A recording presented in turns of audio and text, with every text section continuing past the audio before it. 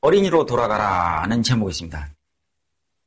행복했던 기억을 되살려야 되겠다 하는 것인데, 러셀 베이커의 성장, 그로잉업이라는 자서전 책에 보면 다음과 같은 문장이 나옵니다. 짧은 문장이지만 이걸 읽으면서 한번 의미를 찾아보는 것도 괜찮은 것 같습니다.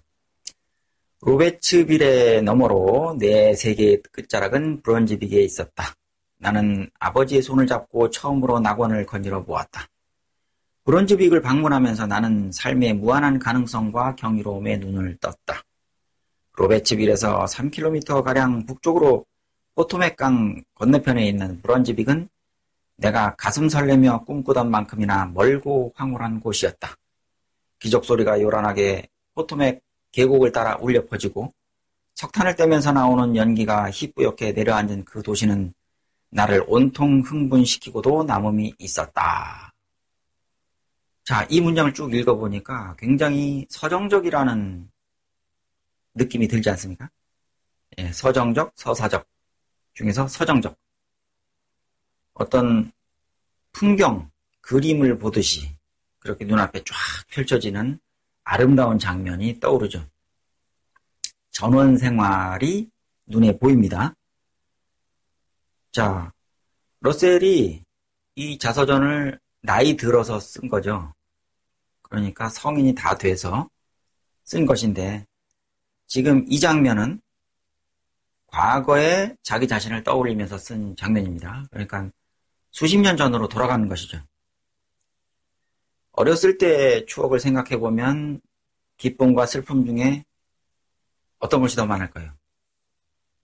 예, 철없이 뛰어놀던 그 시절, 그 아름다웠던 추억들이 떠오르지 않습니까? 그래서 어린이로 돌아가서 자기 자신을 다시 한번 바라본다는 것은 그동안 잊고 지냈던 동심을 찾게 해주고 또 인간 본연의 자세, 인간 본연의 모습으로 다시 돌아갈 수 있는 좋은 기회가 된다고 생각합니다. 자서전을 쓰면 이런 행복감까지 누릴 수가 있겠죠. 다음으로 마크 트웨인 자서전에 대해서 한번 알아보겠습니다.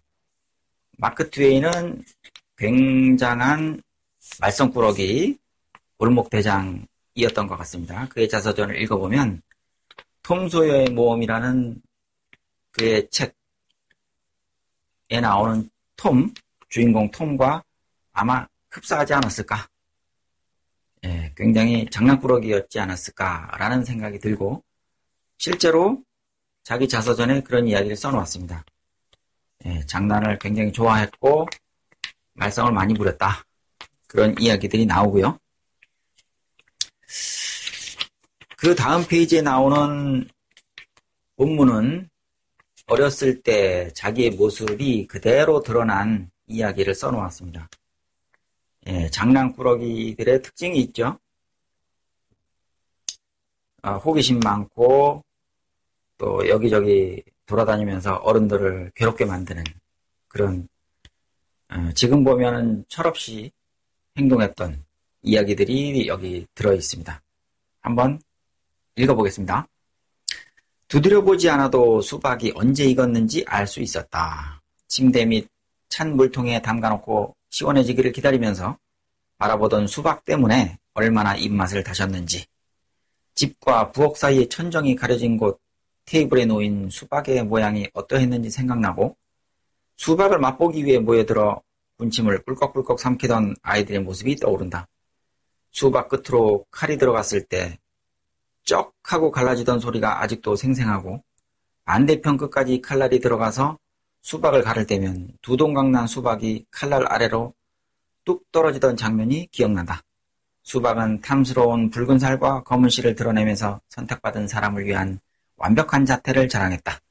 기다란 수박 조각 뒤에 가려진 아이의 모습과 그때의 아이의 기분을 느낄 수 있다. 나도 그곳에 있었기 때문이다.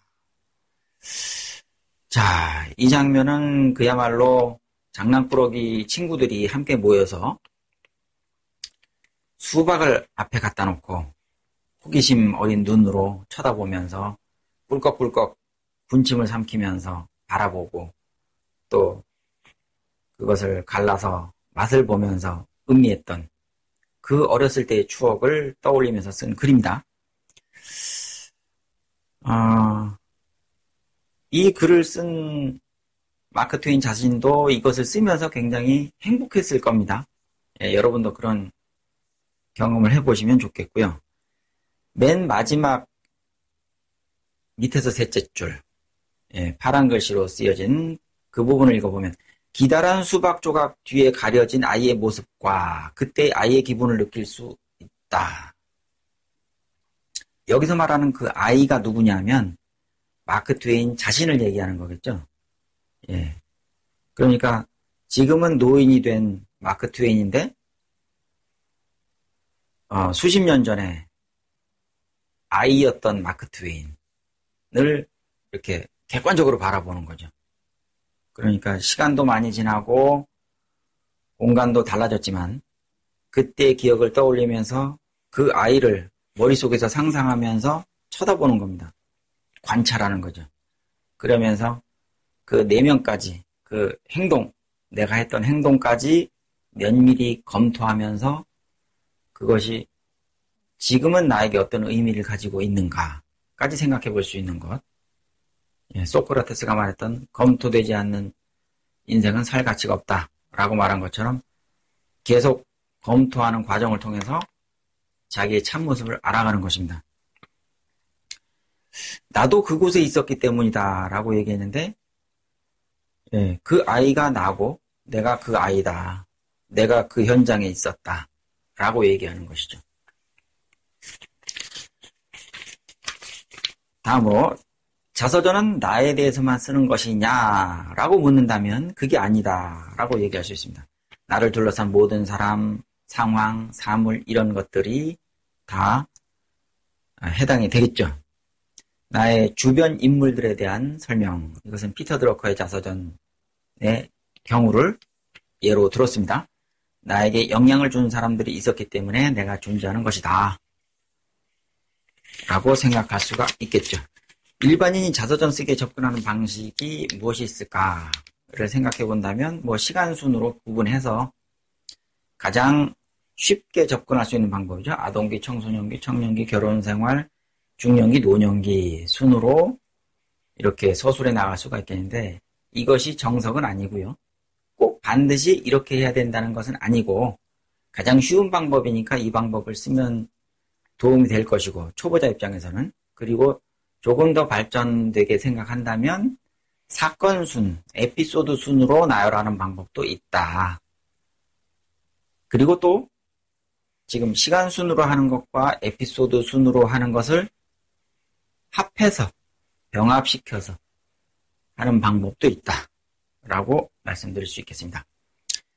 자서전 서술 방식은 이렇게 생각할 수 있죠. 사실이나 상황을 기술 설명하는 단계, 이건 단계를 얘기하는 겁니다. 글쓰기 단계. 그러니까 가장 기초적인 단계에서는 그냥 있었던 이야기를 조곤조곤 써내는 단계라고 볼 수가 있겠고 그 다음에 조금 더 발전한다면 상황을 묘사하고 상황을 설명하는 게 아니라 묘사 단계죠. 그리고 거기서 더 발전한다면 묘사는 묘사인데 상황만 묘사하는 게 아니라 심리, 사람의 마음까지도 묘사할 수 있는 단계라고 얘기할 수 있겠습니다. 아주 고차원 단계적인 단계라고 볼 수가 있겠죠. 그래서 이런 과정을 통해서 여러분이 자서전을 계속 써나가신다면 훌륭한 작품을 만들어낼 수 있으리라고 보고요. 마지막으로 한 가지 더 당부를 드린다면 이 실습이 가장 중요하다는 거죠. 여기서 말씀드리는 이 이론은 실습을 위해서 필요한 것이지 이론을 위한 이론이 아닙니다. 더 중요한 것은 실습이라는 것. 꼭 반드시 많은 연습을 통해서 훌륭한 글을 써내기를 바랍니다.